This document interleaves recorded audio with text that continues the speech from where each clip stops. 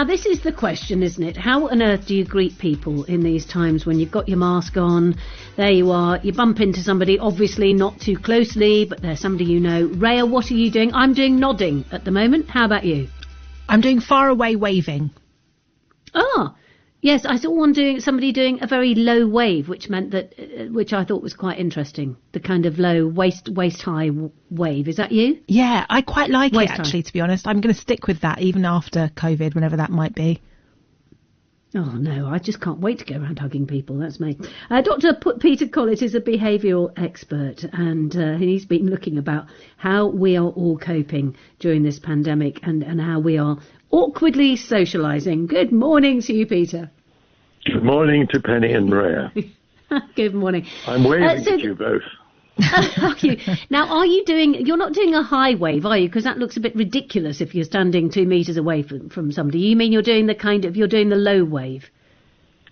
I'm doing one as enthusiastic as possible. Lovely. But that's the thing, isn't it? Is that we don't really know how we're supposed to be saying hello to people anymore. Absolutely right. Yeah.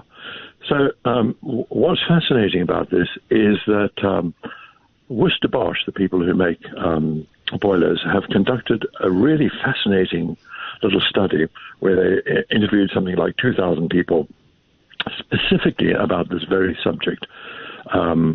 It emerged from the fact that, when technicians go around to people's homes, there's something of a quandary about how they behave, and people don't quite know how to react in response to them. So they produced this kind of protocol about how technicians and customers should behave. And in the process, they also decided to pursue the matter by asking some questions about how people greet each other and what their expectations are. And what they discovered is that, top line, 2 out of every 5 people say that they do not know how to greet each other, very much like the two of you have expressed in your introduction to this interview. The other little thing that emerged is the discovery that when people asked which one they preferred, waving, smiling, nodding, the majority opted for the elbow tap. Mm. It's funny, isn't it? Because I feel as though lockdown, COVID, it feels, unprecedented. Obviously, it's what everyone, the kind of buzzword that everyone has used.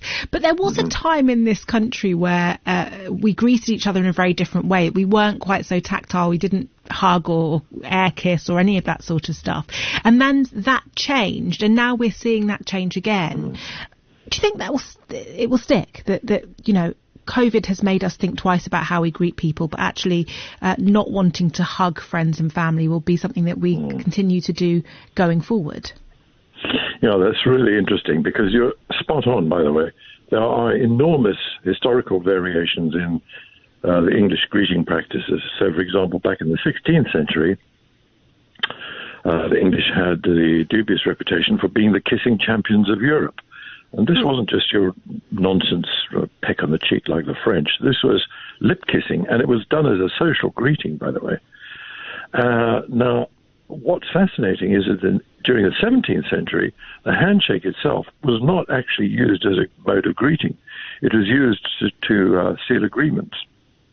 It was only much later that it became enlisted, co-opted as a greeting practice, and we've had it, of course, since then. Now, I can sense that both of you are wondering whether, after COVID, we're going to return to our old habits.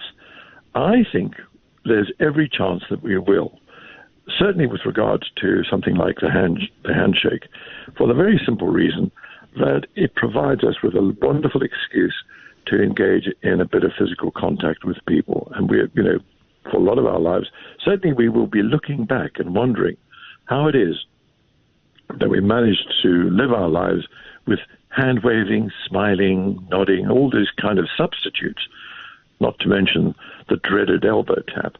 And we'll be thinking to ourselves, just as you said, I think it was Penny, thank goodness we can go back to hugging again. Yeah, that's me.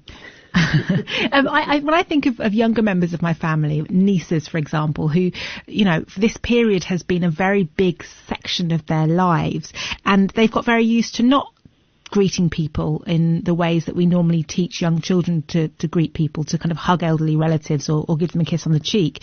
What does this mean? What's the impact on young children for how they're able to socialise going forward? Yeah. No, I mean, you've touched on a really important issue there. I mean, the whole point about touch is that because we are social animals, touch is absolutely central to communication, and it's vital to the development of babies and young kids. And being deprived of touch can have serious long-term consequences. Now, we know from the research done by psychologists that it has several important functions, not only in relation to mental health, but also to physical health as well. So the people who are deprived of touch often end up with stress, depression, feelings of loneliness, and of course, at the same time, it can even impact on their immune system. But my feeling about all of this is that we are really going, unknowingly, we've entered an epidemic of touch starvation, which does have and could have long-term consequences, but I suspect that they will be short-lived, if at all, simply because I think it's just around the corner. Next year we will be back to hugging, kissing, and who knows what else. Right, who knows what else. I tell you what, Luke Stephen, who is just about to look at he's just going to take us through the funny pieces that he's found in the newspaper. He, though, has a question. Luke. Oh. I was curious to know, how do people feel about the elbow tap in general? A lot of my friends are quite tactile, and when the pandemic first started, my friend bumped into a friend he hadn't seen in over a year, and they wanted to do the elbow tap, and he was actually furious. He rang me up immediately. I mean, I can't believe it. I've not seen him in over a year, and he offered me his elbow. He was like, "What is his problem? He's not going to catch anything from me." Is there a sense that we don't like this elbow tap? I mean, how do people feel about it in general, or are people preferring it? Yeah. No, that's a really interesting question, because, there's something rather angular and sharp about the elbow. And in addition to that, the indignation that you've expressed, I think, or that you've relayed, may have something to do with the fact that it's a kind of fake greeting, isn't it? It pretends to be physical contact, but in essence, it's a violation of the requirement that we keep 2 meters apart. Yeah, it's quite cold. To mention the fact that it's not a very easy thing to do. I mean, if you watch people shaking hands, and I suggest you do this when you get the opportunity, what you will notice is that it's a real overlearned activity. People stretch out their hands. They don't even look at their hands. They manage to grasp the other person's. They know how many pumps to produce. They can regulate the pressure. It is the most exquisite piece of invention by nature. Now, that's something that we've all mastered completely. When it comes to the elbow tap, on the other hand, there's a lot of fumbling around. It's very difficult to aim it. And how many taps do you do? Can you actually dock with your elbow against the other person's? What about the enduring question of, if you've used it for greeting, do you also use it for parting? I think it's a synthetic action, and I think it's doomed to disappear. Let's just stop that immediately. I quite like. I've got a friend who just does the toe tap, which is quite fun, because it means that you're forced to stand on one leg and do a little bit of gymnastics, which, as we know, is good for us.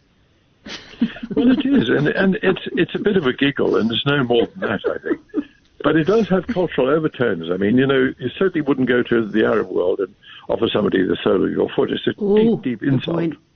Good point. Yes. And I wonder how they're doing in the rest of the world. Have you actually looked at that, Peter? I'm sorry to suddenly spring that on you. Don't know whether you're aware of how they're all coping elsewhere. No, I don't. I only know about our own domestic situation because I'm exercised about the longevity of the handshake, which I'm very deeply attached to. I mean, I think it's a wonderful mode of greeting. Maybe if we all went round with kind of, I don't know, brand new gloves every single time and did the old carried on with the handshake. No, maybe not. Let's just leave it there. As you say, perhaps it'll all be gone by spring. Dr. Peter Collett, thank you very much, behavioural expert there. And Luke, whose voice you heard there, is going to take us through. Is going to take us through. Is going to take us through. Is going to take us through. Is going to take us through. Is going to take us through. Is going.